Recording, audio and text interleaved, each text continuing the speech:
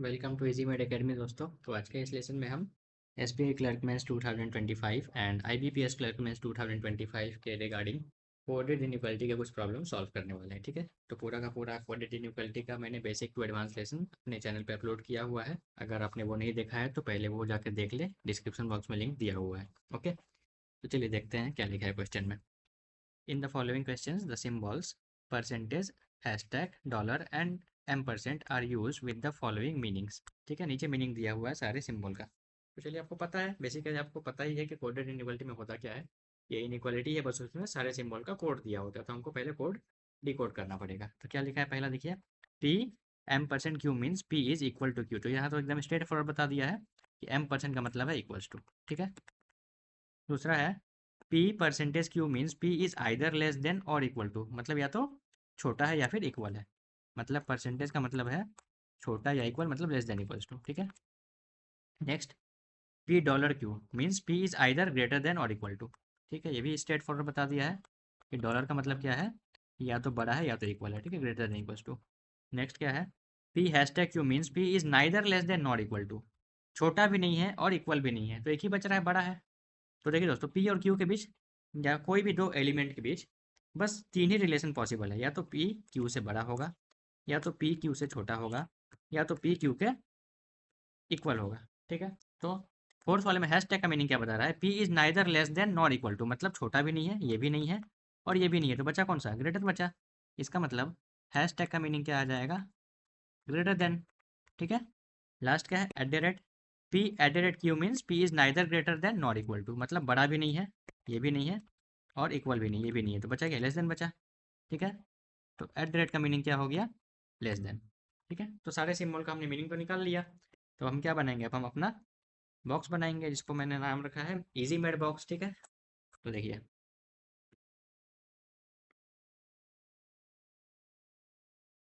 तो देखिए दोस्तों, नॉर्मल बॉक्स में क्या होता है, लेफ्ट हैंड साइड में हम लिखते हैं ग्रेटर देन, उसके बगल में लिखते हैं ग्रेटर देन इक्वल्स टू, ये लेफ्ट वाले बॉक्स में। और राइट वाले बॉक्स में हम पहले लिखते हैं लेस देन, फिर लिखते हैं लेस देन इक्वल्स टू, और बीच में हम लिखते हैं इक्वल्स टू। ठीक है, ये सब मैंने अपने बेसिक लेसन में सिखाया हुआ है।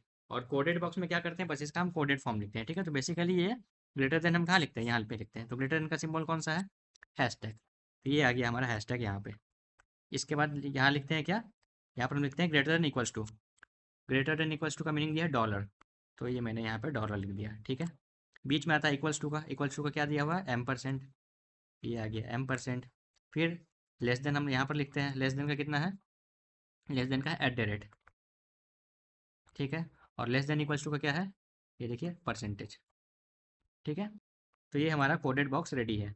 अब क्या करते हैं, जो स्ट्रॉन्गर है उसको सर्कल करते हैं। तो बताइए आप, इतना तो आपको पता होगा अभी तक बेसिक, कि ग्रेटर देन और ग्रेटर देन इक्वल्स टू, इसमें स्ट्रॉन्गर होता है ग्रेटर देन। तो इन दोनों में स्ट्रॉन्गर कौन सा मिला मुझे, हैशटैग मिला। ठीक है, इसे हम सर्कल कर देते हैं। और लेस देन और लेस देन इक्वल्स टू में स्ट्रॉन्गर कौन सा होता है, लेस देन होता है। तो इन दोनों में स्ट्रॉन्गर कौन सा मिला, ये लेस देन, मतलब एट द रेट मिला। ठीक है, इसे सर्कल कर देंगे। और जो बीच वाला है इक्वल्स टू, याद रखिएगा दोस्तों, इक्वल्स टू सबसे वीक होता है। इक्वल्स टू को हम किसी से भी कंपेयर करें तो दूसरा वाला स्ट्रॉन्गर होगा, मतलब अगर इक्वल्स टू को मैं इससे कंपेयर करूँ तो ये स्ट्रॉन्गर होगा।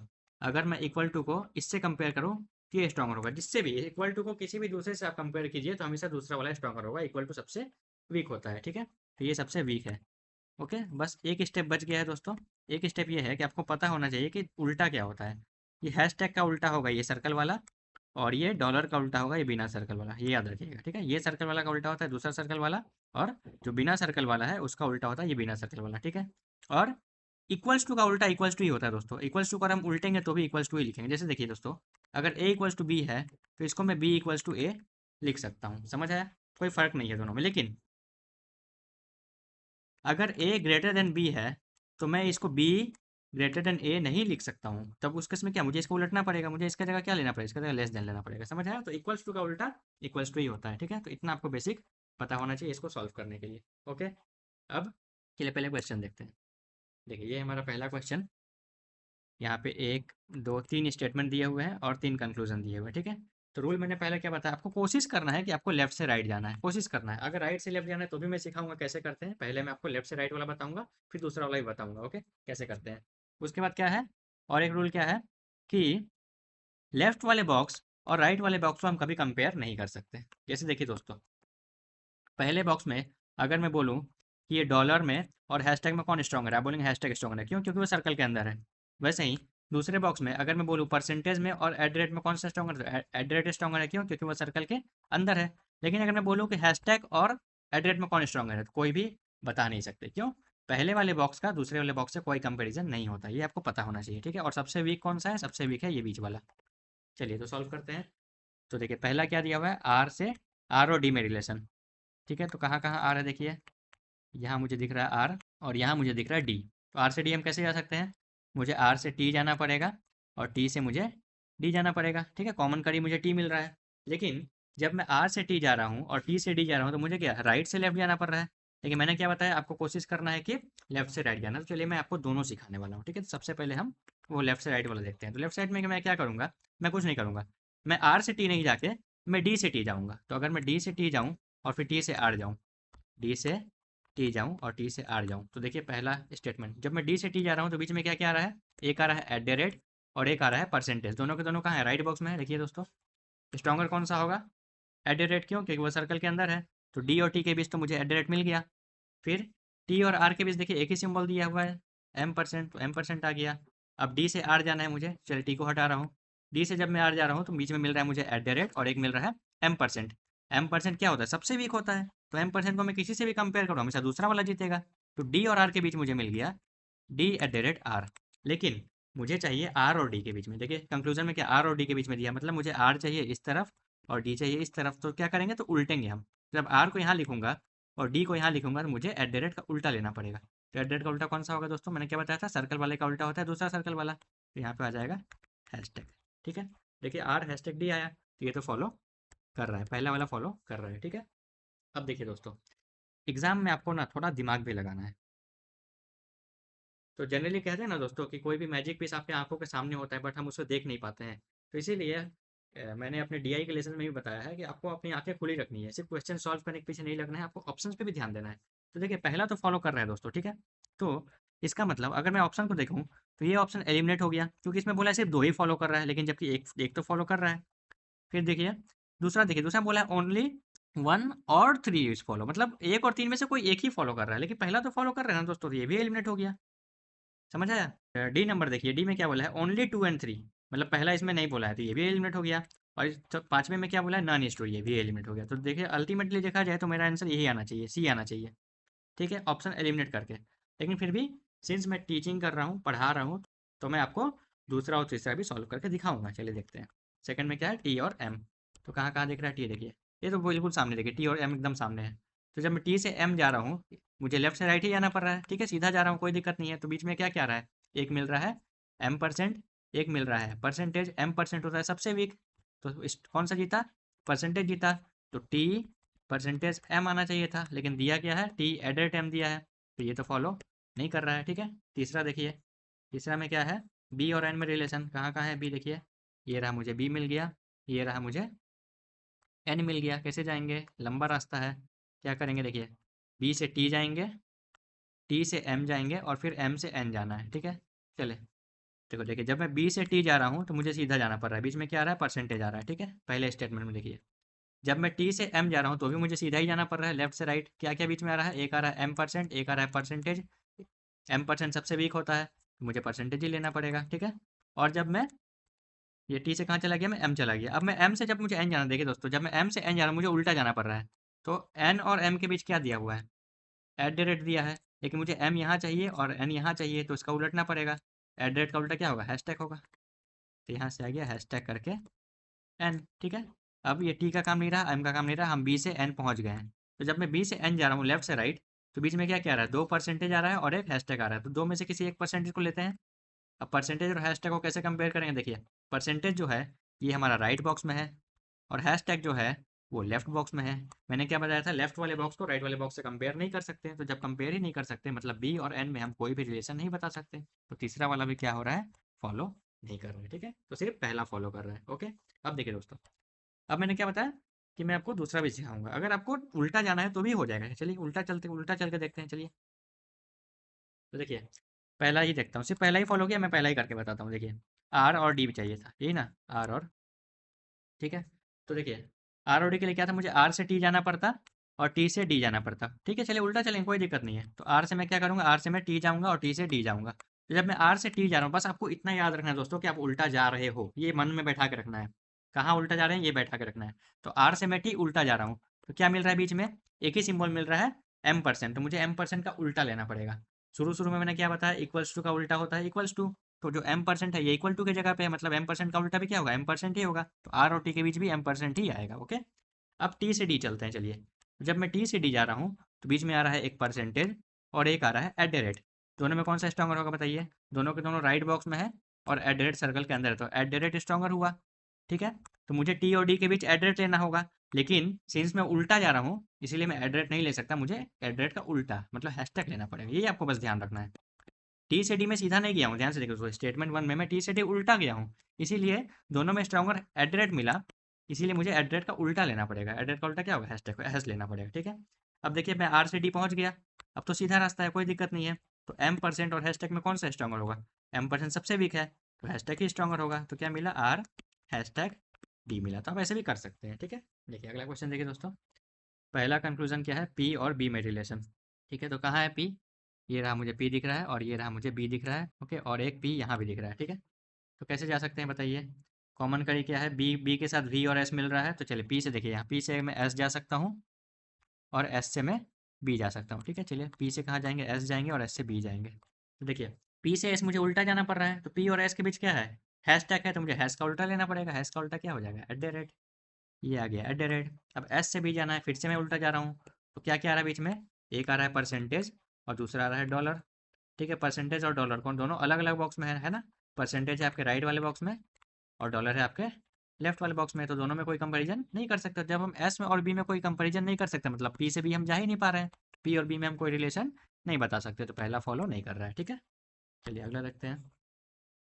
अगला चाहिए मुझे एम और ओ में, तो ओ यहाँ दिख रहा है और एम यहाँ दिख रहा है, कॉमन करी मुझे पी नज़र आ रहा है। तो एम से जाएंगे पी, पी से जाएंगे ओ। तो देखिए जब मैं एम से पी जा रहा हूँ मुझे सीधा ही जाना पड़ रहा है। क्या क्या आ रहा है बीच में, एक आ रहा है डॉलर, एक आ रहा है हैशटैग, कौन सा स्ट्रॉन्गर होगा, देखिए डॉलर और हैशटैग में कौन सा स्ट्रॉन्गर है, हैशटैग स्ट्रॉन्गर है, तो पी एम और पी के बीच क्या आ गया, हैशटैग आ गया। अब पी से जब मैं ओ जा रहा हूँ तो एक ही सिंबल आ रहा है M% का, M% सबसे वीक है, तो कौन सा जीतेगा, हैशटैग जीतेगा। तो रिलेशन क्या आएगा, एम हैशटैग ओ। तो दूसरा वाला तो फॉलो कर रहा है। ठीक है, तो देखिए दोस्तों, पहला फॉलो नहीं किया तो ये तो चला गया, दूसरा डेफिनेटली फॉलो किया है तो ये चला गया।